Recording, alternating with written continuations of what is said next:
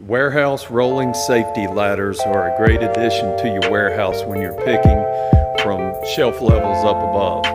This ladder in particular is a 6-step, which gives you a 5-foot or 60-inch top step height, and we provide this one with a 21-inch deep top step, so you have plenty of room to operate when you get up to the top level.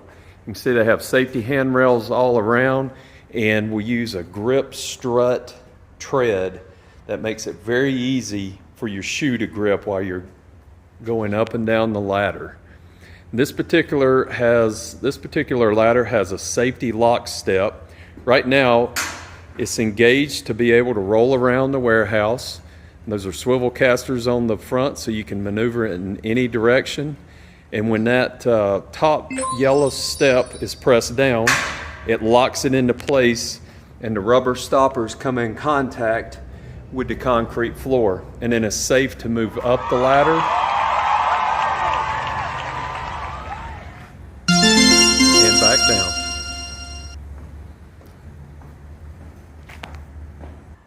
It's as easy as pushing the ladder into position, and we provide these with a 50-degree slope, so it's easy for the operator to go up and down the steps, can maneuver up there and come back down safely, so it's not as steep as an incline.